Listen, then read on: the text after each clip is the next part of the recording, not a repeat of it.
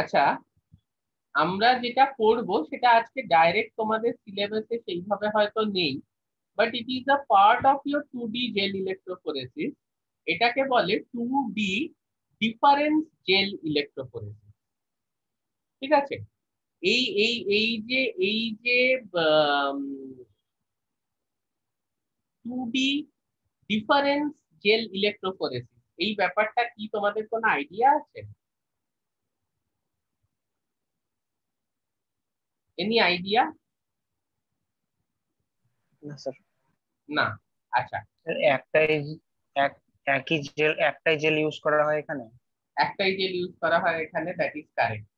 আচ্ছা, ধরো আমরা যদি মানে দুটো জেল ইউজ একটাই। করি, একটা হচ্ছে কন্ট্রোল, ধরো নর্মাল সেল, একটা ক্যান্সার সেল, তাহলে সেইখান থেকে কি আমরা মানে প্রসপেক্টিভ টিউমার সাপ্রেসার জিন, অঙ্কোজিন, এগুলো প্রসপেক্টিভ বা পোটেনশিয়াল, এগুলো ফাইন্ড আউট করতে পারবো নর্মাল 2D জেল ইলেকট্রোফোরেসিস থেকে? হ্যাঁ স্যার, পারবো তো? করা যেতে পারে। হ্যাঁ, সেটা হ্যাঁ লিখতে পারবে তো? এরকম ধরো, আমি বলছি ধরো যদি এই ধরনের কিছু আছে, লিখতে পারবে তো যে কিভাবে হ্যাঁ করা স্যার। যাবে? মানে স্ট্রেট ফরওয়ার্ড নয়, একটু ঘুরিয়ে কিন্তু। হ্যাঁ হ্যাঁ। ঠিক আছে, সেখানে পুরো ভালো করে ইয়ে করে সব বোঝাতে হবে। এইবারে যেটা সমস্যা হচ্ছে, সমস্যাটা যেটা, যে তুমি যখন দুটো জেল চালাচ্ছ, হ্যাঁ, তো প্যারামিটার ভ্যারি, কারণ এটা তো বায়োলজির এক্সপেরিমেন্ট, এটা কোনো কেমিস্ট্রি বা ফিজিক্সের এক্সপেরিমেন্ট নয়। ধরো তুমি একটা জেলে চালালে গিয়ে হচ্ছে নর্মাল সেলের পুরো যা প্রোটিন আছে, নর্মাল সেল লাইজেটে সেটা চালালে। আরেকটা জেলে কি, না সেটা হচ্ছে ক্যান্সার সেল, সেই ক্যান্সার সেল লাইজেটে যা প্রোটিন আছে সেটা তুমি চালালে। ওকে, তো let this B hour presumption. এইবারে আমার আমার যেটা তোমাদেরকে প্রশ্ন, যে এই রকম যদি একটা কন্ডিশন হয়,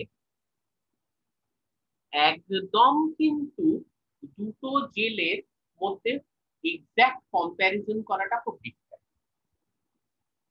কেন?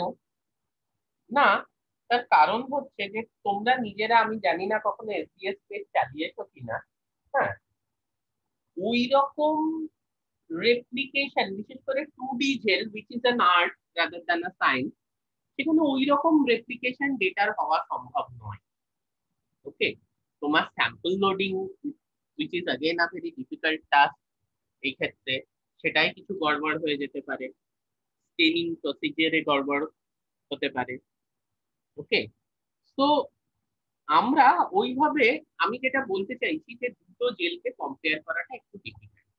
থিওরিটিক্যালি ইটস ওকে যে আমি একটা জেলে, ধরো আমার নর্মাল সেলসের সব প্রোটিন চালালাম, আরেকটা জেলে আমি আমি ক্যান্সার সেল লাইজেট নিয়ে সেটা চালিয়ে দিলাম, নিয়ে দুটো জেলের প্রোফাইল আমি দেখলাম, দেখে আমি দুটোর মধ্যে ডিস্টিংগুইশ করছি। বাট হ্যাভিং সেড দ্যাট, দুটো জেলের এক্স্যাক্টলি কাস্টিং প্যারামিটার সেম না হতে পারে, স্টেনিং এক্স্যাক্টলি সেম না হতে পারে, ঠিক আছে, স্যাম্পল লোডিং এক্স্যাক্ট সেম কোয়ান্টিটির না হতে পারে। তো দিজ আর দ্য ইস্যু। তাহলে এইভাবে কি কোনোভাবে সম্ভব যে আমরা এই দুটো proteome, that is the proteome of the normal cell and the proteome of the cancer cell, এই দুটোর মধ্যে কম্পেয়ার করতে পারবো ইউজিং আ সিঙ্গেল জেল? একটা সিঙ্গেল 2D জেল আমি চালাবো, এবং তাতেই I'll just run the entire proteome of the proteins present in the cell lysate of the normal cell and the entire proteome of the proteins present in the cell lysate of the cancer cell. এই দুটো আমি চালাবো, চালিয়ে একটাই জেলের মধ্যে কি কোনোভাবে কম্পেয়ার করা সম্ভব?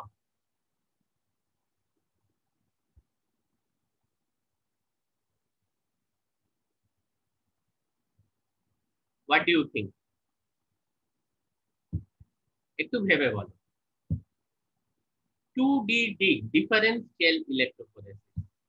dig মানে হচ্ছে ডিফারেন্স হ্যাঁ জেল স্যার, ইলেকট্রোফোরেসিস। হ্যাঁ, করা যেতে কিভাবে পারে। সম্ভব, কিভাবে সম্ভব? দুটো সেলে, ডিফারেন্ট টাইপ অফ সেলে তো ডিফারেন্সিয়াল প্রোটিন এক্সপ্রেস করবে। হুম, তো জেলে চালিয়ে তো আমি সেখানে বুঝতে পারবো। কিন্তু আমি তো মানে এক, একটাই জেলে যদি। হ্যাঁ, মানে আমি তো একটাই জেলে চালাচ্ছি, আমি তো তুমি ধরো জেল ওয়ানে আমি নর্মাল সেলের যত প্রোটিন চালালাম, জেল টু তে আমি ক্যান্সার সেলের যত প্রোটিন চালালাম। এবার আমি দেখছি যে জেল টু তে এই স্পট গুলো আছে আর জেল ওয়ানে এই স্পট গুলো আছে। তার মানে this is the difference in the expression in gel one and gel two. কেন না আমার কাছে দুটো ডিফারেন্ট জেল আছে, ঠিক আছে? তাহলে এইবার আমাকে একটা, বাট আমি যদি সেম জেলে আমার পুরো নর্মাল সেলের যা প্রোটিন এক্সট্রাক্ট সেটা চালাই এবং ক্যান্সার সেলের যা প্রোটিন এক্সট্রাক্ট সেটা চালাই, তখন আমি qualitative and quantitative differentiation in expression কি করে বুঝবো? এবার তোমাদের কথা হবে এই qualitative and quantitative differentiation in expression মানে কি? কোয়ালিটেটিভ ডিফারেন্সিয়েশন ইন এক্সপ্রেশন মানে হচ্ছে সিম্পলি কোন প্রোটিনটা প্রডিউস হচ্ছে কোনটা হচ্ছে না। সেই প্রোটিন এক্স সেটা তোমার নর্মাল সেলে প্রডিউস হচ্ছে কিন্তু ক্যান্সার সেলে প্রডিউস হচ্ছে না। তো it's a potential tumour suppressor জিন। প্রোটিন ওয়াই সেটা ক্যান্সার সেলে প্রডিউস হচ্ছে কিন্তু নর্মাল সেলে প্রডিউস হচ্ছে না। তো ইটস আ পোটেনশিয়াল অঙ্কোজিন। ঠিক আছে? এই যে ব্যাপারটা, এই যে একটায় হচ্ছে অন্যটায় হচ্ছে না, এই ডিফারেন্সিয়েশনটা, this is based on, this is called qualitative differentiation.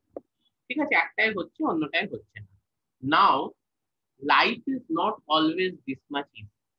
এটাও হতে পারে, এন্ড এটাও হতে পারে মানে for most of the protein এই জিনিসটাই হয় যে দুটো সেলেই প্রডিউস হচ্ছে, নর্মাল সেলেও প্রডিউস হয়েছে, ক্যান্সার সেলেও প্রডিউস হয়েছে, কিন্তু লেভেল অফ এক্সপ্রেশনটা ডিফারেন্ট। নর্মাল সেলে সে 60 ইউনিট প্রডিউস হয়েছে, ক্যান্সার সেলে সেটাই দেখা যাচ্ছে 600 ইউনিট প্রডিউস হচ্ছে।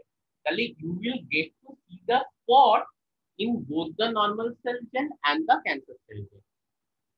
Okay, but the intensity of the spot will not be the same.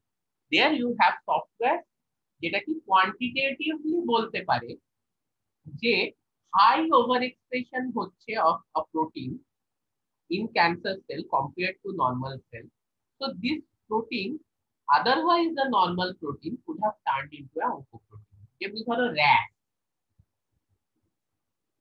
বোঝাতে পারছি? ধরো আমার আমার P53 বা আরবি P53 ধরি, কারণ P53 বেশিরভাগ ক্যান্সারের ক্ষেত্রে মিউটেটেড থাকে। তাহলে আমি নর্মাল সেলে P53 স্পট পাচ্ছি কিন্তু ক্যান্সার সেলে পাচ্ছি না। আমি বলতে পারছি এই যে প্রোটিনটা এটা প্রসপেক্টিভ একটা tumour suppressor protein. Fine. Similarly কোন একটা ভি অঙ্কোজিন সেটা ক্যান্সার সেলে এক্সপ্রেস করছে কিন্তু নর্মাল সেলে এক্সপ্রেস করছে না। আমি বলতে পারছি যে এই ভি অঙ্ক protein, this is a oncoprotein. But suppose there is this protein RAS, which is a integral component of the MAP kinase pathway. তাহলে এই MAP kinase pathway এর integral componentটা এটা কিন্তু নর্মাল সেলেও এক্সপ্রেস করবে, কারণ MAP kinase pathwayটা নর্মাল সেলে চলবে না এমন তো না, নর্মাল সেলেও এক্সপ্রেস করবে। কিন্তু দেখা যাবে ক্যান্সার সেলে এর হয়তো এক্সপ্রেশন, বিশেষ করে র্যাসের থেকেও র্যাসের যে তলার প্রোটিন গুলো সেগুলো কিন্তু অনেক বেড়ে গেছে। ওকে, কারণ র্যাসটা তো যেটা প্রবলেম হয়ে যায় যে মিউটেটেড হয়ে গেল, এবার র্যাস জিডিপিটা কনস্টিটিউটিভ হয়ে গেল, ওটা র্যাস জিডিপিতে কনভার্ট হবে না। ফলে কি হচ্ছে যে ডাউনস্ট্রিম যে প্রোটিনস গুলো আছে সেগুলোর লেভেল কিন্তু অনেক বেড়ে যাচ্ছে। তাহলে ম্যাপকাইনেস পাথওয়ের সাহায্যে আলটিমেটলি তো কিছু প্রোটিনের ট্রান্সক্রিপশন হচ্ছে, কিছু গ্রোথ ফ্যাক্টরস এর ট্রান্সক্রিপশন হচ্ছে, ম্যাপকাইনেস পাথওয়ের সাহায্যে কিছু গ্রোথ ফ্যাক্টরস এর ট্রান্সক্রিপশন হচ্ছে। তাহলে দেখা যাচ্ছে ওই গ্রোথ ফ্যাক্টরস গুলোর এক্সপ্রেশন কিন্তু ক্যান্সার সেলে অনেক বেড়ে গেছে, যেহেতু র্যাস মিউটেটেড হয়ে গেছে এবং র্যাস একটা অঙ্কোপ্রোটিন হয়ে গেছে। এবার ওই গ্রোথ ফ্যাক্টর গুলোর এক্সপ্রেশন ক্যান্সার সেলে অনেক গুণ বেড়ে গেছে, but that does not mean যে ওই গ্রোথ ফ্যাক্টর গুলো কিন্তু নর্মাল সেলে পাওয়া যাবে না। কেন না? নর্মাল সেলেও তো আমার র্যাস রয়েছে, ম্যাপকাইনেস পাথওয়ে রয়েছে। তাহলে নর্মাল সেলে যদি 10 ইউনিট প্রডিউস হয়, র্যাস জিটিপি মানে কনস্টিটিউটিভ হয়ে গেছে র্যাস, এখন আর র্যাস জিডিপি তে কনভার্ট হচ্ছে না, এই অবস্থায় সেটা 100 ইউনিট পাওয়া যাবে। This is quantification. ঠিক আছে? This is quantification. তাহলে কোয়ালিটেটিভ এন্ড কোয়ান্টিটেটিভ যে অ্যাপ্রোচটা, এখানে দেখো প্রথমেই লেখা আছে build upon the classical gel approach to protein qualification, যেটাকে জেল ডেনসিটোমেট্রিও বলে। ওকে, তো ইউসি আমি বেশি এখানে ডিটেলসে যেতে চাইছি না, হ্যাঁ, কারণ it will be a waste of time for you people. সেটা হচ্ছে যে তাহলে এই ব্যাপারটা কিন্তু আমরা 2D জেলে করতে পারি, বাট একটাই জেল চালিয়ে, and also for quantification it is very important to run a single gel, কারণ তুমি জেল 1 এ বলছো যে কোনো একটা growth factor produce by MAP kinase pathway 10 unit produce হয়েছে, আর জেল 2 তে স্পটটা দেখে বলছো এই গ্রোথ ফ্যাক্টরটাই produce by MAP kinase pathway 100 unit produce হয়েছে, you can't compare like this, কারণ দুটো জেলের লোডিং তোমার সেম, তাহলে সেটাকে ম্যাচ করাতে হবে। কি করে ম্যাচ করব? জেল 1 এবং জেল 2 দুটোতেই হাউসকিপিং জিনের যে পরিমাণ সেটা সেম আছে, স্টেনিং সেম, সেটাকে ম্যাচ করতে হবে, কাস্টিং সেম একদম, সেটা কাস্টিং প্যারামিটার কনস্ট্যান্ট, সেটাকে ম্যাচ করতে হবে। তা এইখানে এবার বলবে স্যার এগুলো তো এত কি ডিফিকাল্ট ব্যাপার? ডিফিকাল্ট ব্যাপার যদি এইরকম হতো যে তুমি তোমার কাছে 1 mg প্রোটিন আছে আর 100 mg প্রোটিন আছে, তাহলে ডিফিকাল্ট ব্যাপার হতো না। But when you are dealing with micro, not microgram but picogram of protein বা ন্যানোগ্রাম অফ প্রোটিন, তখন কিন্তু আদেও এই ডিফারেন্সটা সিগনিফিকেন্ট ডিফারেন্স, কারণ সবসময় 10 আর 100 নাও হতে পারে, 90 আর 100 হতে পারে। তাহলে আদেও এই ডিফারেন্সটা সিগনিফিকেন্ট ডিফারেন্স, নাকি এটা কোনো loading error, casting error, straining error ইত্যাদির জন্য হয়েছে, সেটা কিন্তু বোঝাটা খুব ডিফিকাল্ট হয়ে যায় if you have to run two different gel, because পৃথিবীতে যত অ্যাকিউরেসি তোমার হাতে থাকুক, দুটো জেলের এই সব প্যারামিটার কখনো তুমি সেম রাখতে পারবে। এখনো অবধি যা বলেছি কারোর বুঝতে কোনো অসুবিধা হচ্ছে? বলো, না স্যার। বোঝা যাচ্ছে তো? হ্যাঁ যে আমার কোয়ালিটেটিভ কোয়ান্টিটেটিভ এই দুটো ডিফারেন্সিয়েশন করতে হবে। কোয়ালিটেটিভ ডিফারেন্সিয়েশন করা গেল, কোয়ান্টিটেটিভে যেখানে খুব ক্লোজ কল হয়, 90 ইউনিট প্রডিউস হয়েছে, 100 ইউনিট প্রডিউস হয়েছে, সেখানে দুটো ডিফারেন্ট জেল থাকলে ওইভাবে বলাই যাবে। তাহলে এবার হচ্ছে যে এবার তোমরা বলবে তো এটা তো স্যার অসুখটা বললেন, তাহলে প্রেসক্রিপশন, প্রেসক্রিপশনও আছে। কি করা যেতে পারে? আমি সিঙ্গেল জেলেই দুটো দুটো চালাবো, দুটো ডিফারেন্ট সেলের পুরো প্রোটিন চালাবো, প্রোভাইডেড আমি প্রথম যে সেল থেকে প্রোটিন এক্সট্রাক্টটা নিয়েছি সেটাকে একটা ডিফারেন্ট ফ্লুরোফোর দিয়ে লেবেল করব, আর আমি দ্বিতীয় যে সেল থেকে প্রোটিন এক্সট্রাক্ট নিয়েছি সেটাকে একটা ডিফারেন্ট ফ্লুরোফোর দিয়ে লেবেল করব। বোঝা গেল? মানে আমি প্রোটিনে যেটা আমি নিয়েছি, ধরো তোমার নর্মাল সেল থেকে, সেটাকে একটা ফ্লুরোফোর দিয়ে আমি লেবেল করলাম। ফ্লুরোফোরের নাম কি, কি ফ্লুরোফোর দিয়ে লেবেল করা যায়, ঠিক আছে, সেইগুলো আমি যাচ্ছি না, কারণ সেগুলোতে আরো 8 ঘন্টা বেরিয়ে যাবে। কারণ যদি ইন্টারেস্ট থাকে এই প্রেজেন্টেশনে আছে বা অনেক জায়গাতেই অ্যাভেলেবল আছে, তোমরা পেয়ে যাবে, দ্যাটস নট অ্যান ইস্যু। আমি একদম বেসিকটা বোঝাচ্ছি। সেটা হচ্ছে যে ফ্লুরোফোর, একটা ডিফারেন্ট ফ্লুরোফোর দিয়ে আমি নর্মাল সেলের প্রোটিনসকে লেবেল করেছি, আর একটা ডিফারেন্ট ফ্লুরোফোর দিয়ে আমি ক্যান্সার সেলের প্রোটিনসকে লেবেল করেছি। ফাইন, এবার দুটো সেল থেকে আমি যা টোটাল প্রোটিন এক্সট্রাক্ট পেয়েছি সেই দুটোকে আমি মিক্স করছি, করে আমি 2D জেল রান করে দিচ্ছি, কোনো অসুবিধা নেই।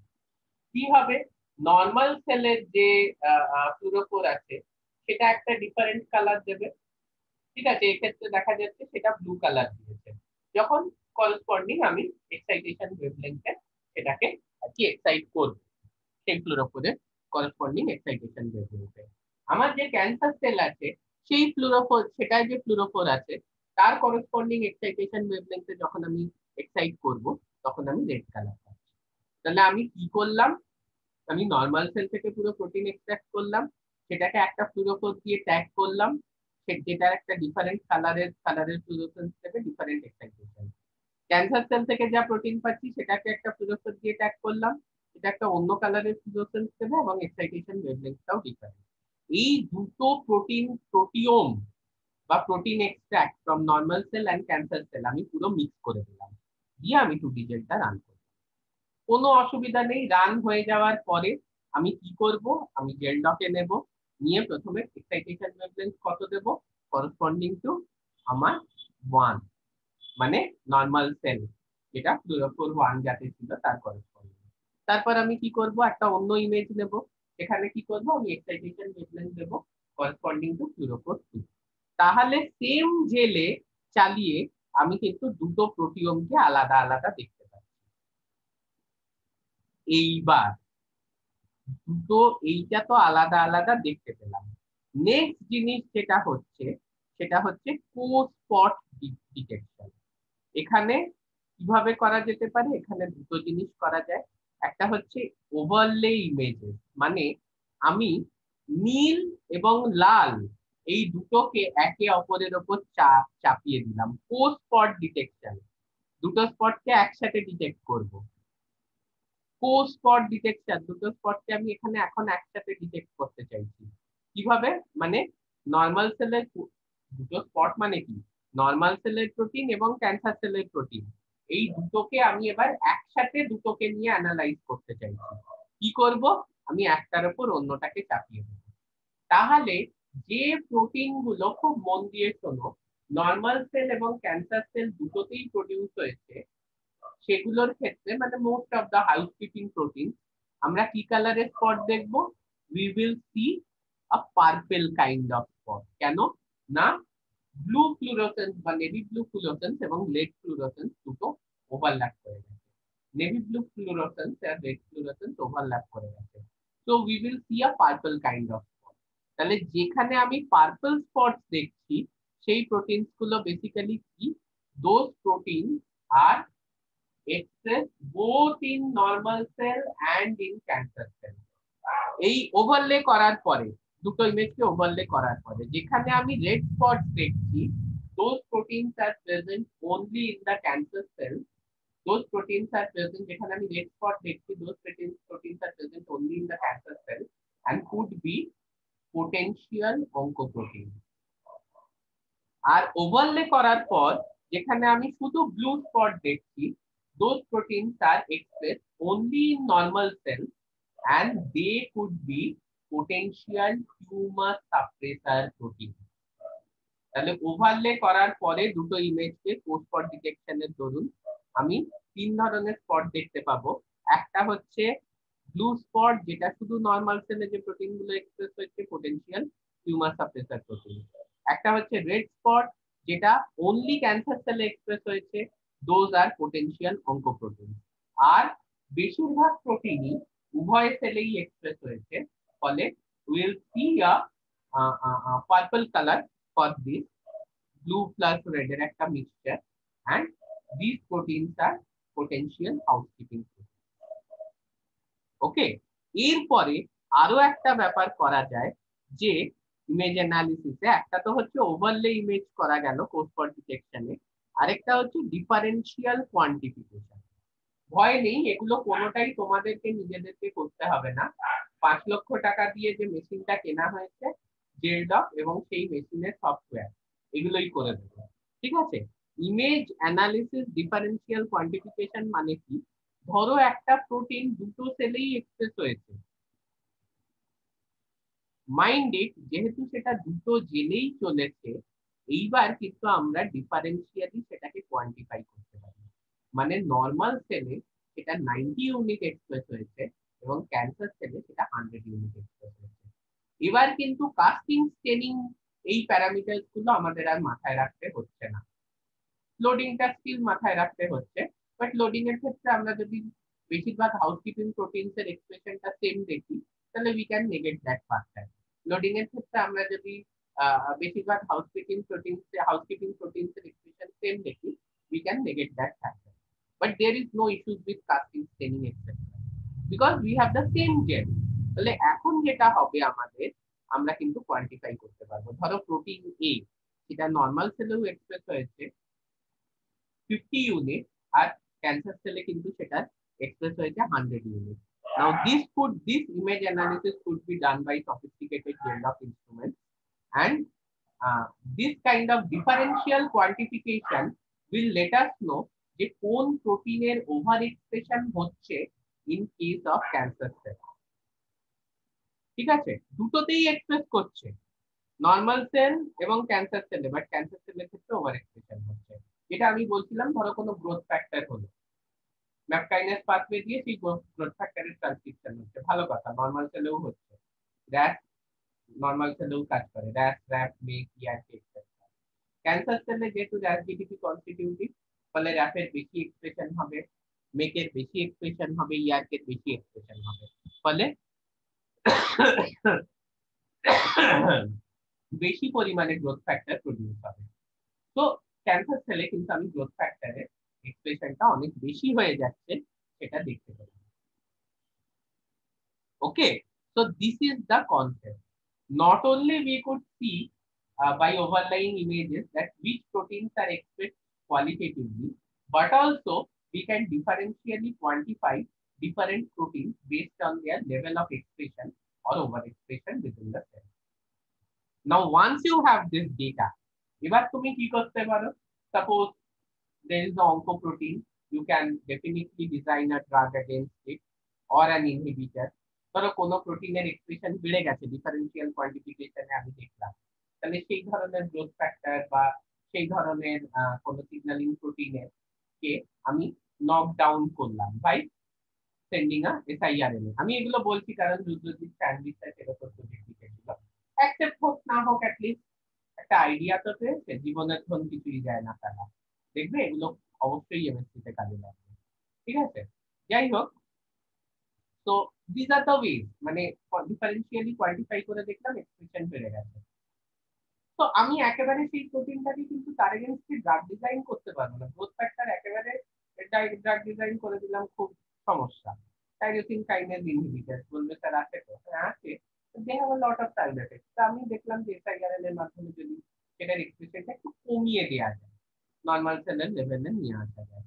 বাট একদম অঙ্কোপ্রোটিন যেটা নর্মাল সেলে এক্সপ্রেসই করে না, শুধু ক্যান্সার সেলে এক্সপ্রেস করছে, সেটার এক্সপ্রেশন কমিয়ে আমার দরকার নেই, আমি সেটাকে একেবারে ড্রাগ ডিজাইন করে নষ্ট করে দেবো। বা দেখা যাচ্ছে কোনো নর্মাল প্রোটিন যেটা নর্মাল সেলে এক্সপ্রেস হচ্ছে কিন্তু ক্যান্সার সেলের মধ্যে আমরা দেখতেই পাচ্ছি না, তখন সেই প্রোটিনটার একটা সাপ্লিমেন্ট দিয়ে আমরা কিন্তু ক্যান্সারটাকে ইনহিবিট করার চেষ্টা করব। ওকে, so these are certain therapeutic steps we can take based on the results of your 2D বা different scale methodology, 2-dimensional different scale method. এবার যদি কারোর কোনো ডাউট থাকে আমাকে জিজ্ঞেস করো।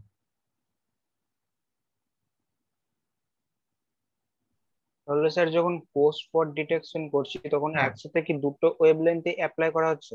হ্যাঁ হ্যাঁ হ্যাঁ হ্যাঁ হ্যাঁ, অবশ্যই। মানে দেখো, ওইটা তোমাকে করতে হবে না, ঠিক আছে, ওইটা তোমাকে জাস্ট যেটা করতে হবে, কম্পিউটারে সফটওয়্যারটা চালাতে জানতে হবে। তুমি তুমি কি কোনোদিনও দেখেছো আমরা জেলের ছবি তুলি ওই জেলটাকে, নাকি দেখো কখনো? জেলটাকে ছবি তুলতে দেখেছো? হ্যাঁ স্যার দেখেছি। হ্যাঁ, মানে ওইটা তুমি হ্যাঁ হ্যাঁ। দেখবে কম্পিউটারে একটা সফটওয়্যার থাকে তো, যেটার সাহায্যে ছবিটা তোলা হয়। ছবিটা কিভাবে তোলা হয় ওই তো দেখেছো? জেলটাকে, ওই জেলটা, হ্যাঁ দেখেছি স্যার। সে জেল তো অন করলে তুমি কি জেল, আমি কি ওই ইনস্ট্রুমেন্টটায় কোনো ক্লিক করি নাকি কম্পিউটারে ক্লিক করে পুরো না না, জিনিসটা? কম্পিউটারে, হ্যাঁ, কম্পিউটারে। ওইখানেই তুমি দুটো এক্সাইটেশন ফিল্টার, তুমি দুটো ওয়েভলেন্থ সিলেক্ট করে দেবে। হ্যাঁ, এই যে সাইড আই গুলো না, এই সাইড আই গুলো ওখানে লোড করাই থাকে, তোমাকে আলাদা করে ওয়েভলেন্থ বলতেও হবে না। মানে তুমি যে সাইড আই গুলো ইউজ করবে, সেই সাইড আই গুলো খুব কমন ডাই, যেগুলো 2D দিকে ইউজ করা হয়, সেগুলো ওখানে লোড করাই থাকে। তুমি ইনিশিয়াল ইমেজের সময় একটা সাইড আই সিলেক্ট করলে, করে ইনিশিয়াল ইমেজ গুলো নিলে, পোস্ট স্পট ডিটেকশনের সময় তুমি ওই ইয়ে পোস্ট স্পট সিলেক্ট করলে, দুটো ডাই সিলেক্ট করলে, ও নিজেই ইয়ে করে ইমেজ নিয়ে নেবে, দুটো এক্সাইটেশন লেভেল দিয়ে image. Okay, to answer your হ্যাঁ স্যার। কোয়েশ্চেন, ইয়েস ডেফিনেটলি আমরা তখন দুটো ডিফারেন্ট এক্সাইটেশন লেভেল দেবো, তবেই তো আমরা পোস্ট স্পট ডিটেক্ট করতে পারবো। আর কারোর কোনো কোয়েশ্চেন? স্যার, আরেক হ্যাঁ বলো, অবশ্যই। আরেকটা প্রশ্ন ছিল, এসডিএস পেজে, হ্যাঁ এসডিএস পেজে স্ট্যাকিং জেলে যখন ডিফারেন্সিয়াল মাইগ্রেশন হয় ক্লোরিন আয়ন প্রোটিন আর গ্লাইসিনের, গ্লাইসিনের, কোনটা আগে আগে চলে, আগে মাইগ্রেট করে কোনটা, গ্লাইসিন না ক্লোরিন আয়ন? দেখো প্রথম কথা হচ্ছে ক্লোরাইড আয়ন, ঠিক আছে, ক্লোরাইড আয়নটা ডেফিনেটলি আগে চলবে। ওকে, ক্লোরাইড আয়নটা ডেফিনেটলি আগে চলবে। হ্যাঁ, এসডিএস পেজে গ্লাইসিনের আমি আমার যতদূর এখন মনে পড়ছে গ্লাইসিনের মাইগ্রেশনটা লিস্ট থাকে আর প্রোটিনটা স্যান্ডউইচ হয়ে থাকে। ওকে, এইবারে যেটা হচ্ছে হ্যাঁ between the glycine and the chloride ion প্রোটিনটা স্যান্ডউইচ হয়ে থাকে। হ্যাঁ, এইবারে যেটা ব্যাপার হয়, কারণ পিএইচটা 6.8, 6.8 এ পিএইচ এ কিন্তু গ্লাইসিন মোরাললেস তোমার নিউট্রাল ফর্মের কাছাকাছি থাকে। ঠিক আছে, কারণ ওটাও আইসোইলেকট্রিক পিএইচ এর কাছাকাছি। উদ্দেশ্যটাই হচ্ছে এইটা যে প্রোটিনটাকে গ্লাইসিন এবং ক্লোরাইড আয়নের মধ্যে স্যান্ডউইচ রাখা। যে মুহূর্তে স্ট্যাকিং জেলের পরে তোমার রিজলভিং জেলে পিএইচটা রিজলভিং জেলে গিয়ে 8.8 হয়ে যাচ্ছে, তখন কি হচ্ছে, এবার গ্লাইসিনের উপর অনেকটা নেগেটিভ চার্জ হয়ে যাচ্ছে। নাও গ্লাইসিন ওভারটেক্স দ্য প্রোটিন। এই যে প্রোটিনটাকে ওভারটেক করছে, দিস ক্রিয়েটস দ্য পুল। এই পুলটার উপর বেস করে কিন্তু প্রোটিন গুলো সেপারেট হয়ে যাচ্ছে ডিফারেন্ট টাইপের। এটা তো দেবযানী ম্যাডাম নিশ্চয়ই খুব ভালো করিয়েছেন, এক্সপার্ট এটা। হ্যাঁ ম্যাম পড়িয়েছেন 2D জেল এটা। হ্যাঁ হ্যাঁ হ্যাঁ, এসডিএস। ইয়া, ক্লোরাইড আয়নের মাইগ্রেশন সবসময় বেশি হবে অফকোর্স। আচ্ছা 2D জেলের মেথোডোলজিতে এখন হ্যাঁ, কি ইউজ করা হয়?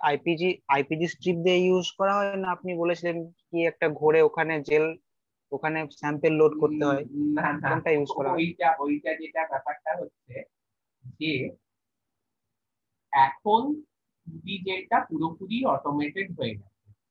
ঠিক আছে, ভোরে যেটা আমি তোমাকে যে ব্যাপারটা বলেছিলাম সেটা হচ্ছে যে when you run a big 2D gel, হ্যাঁ, when you run a big 2D gel, ঠিক আছে, একটা মানে হোল সেল প্রোটিওম তুমি খুব ইন্ডিভিজুয়ালি ইয়ে করতে চাইছো, আগেকার দিনের সায়েন্টিস্টরা যেরকম করতো, মানে তোমাদের সময় তোমরা যে এসডিএস প্লেটটা দেখছো না, প্লেটটা দেখো না, দেখেছো তো এসডিএস পেজের কাঠের প্লেটটা? হ্যাঁ স্যার। ইভেন আমাদের বস বস মানে আমাদের যারা গাইড ছিল তাদেরকে দেখালে তারা হাসতো, বলবে এটা জেল না খেলনার জিনিস। আমরা কিরকম জেল চালাতাম, এরকম 1 ফুট লম্বা, এর মোটামুটি 10 ইঞ্চি চওড়া, সেই জিনিসটাকে এই সাইডে সেলোটেপ, ওই সাইডে সেলোটেপ, তলায় সেলোটেপ মেরে তার মধ্যে লোড করে চালাতাম। তো ডেফিনেটলি সেই জেলে কিন্তু রেজলিউশন অনেক বেটার হতো। তো 2D জেল যেটা ঠান্ডায় চালানো হতো তখনকার দিনে, তখন হচ্ছে যে বেসিক্যালি জিনিসটাকে হাতে বানানো হতো। তো ইন দ্যাট কেস ওই জিনিসটা এরকম রোটেট করছে, সেই অবস্থায় তোমাকে লোড করতে হবে, এরকম একটা কনসেপ্ট ছিল। But yeah, having said that, এখন পুরোটাই তোমার স্পিড দিয়ে হচ্ছে, এবং একেবারে লোকে পারচেজ করছে গিয়ে হচ্ছে কনস্ট্রাক্টেড 2D জেল, মেটেরিয়াল টেটেরিয়াল সবকিছু প্যাকেজে যেরকম আমাদেরও আমরা আনিয়েছি ওই জিনিস, এবং ওই জিনিসটাই এখন ব্যবহার করা হয়। ওকে, হ্যাঁ স্যার। মানে এখন আর ওই কাস্টিং ব্যাপারটা আস্তে আস্তে উঠে যাচ্ছে। কিছুদিন পর দেখবে এসডিএস পেজেও তোমার ওই জাস্ট দিয়ে দিচ্ছে, স্ট্যাকিং জেল পাঠিয়ে দিল, ওটাকে তুমি লোড করো, একটু দাঁড়িয়ে যাও, রিজলভিং জেল পাঠিয়ে দিল, ওটাকে তুমি লোড করো, কি দিয়ে দিয়ে দাও, তার মধ্যে স্যাম্পল।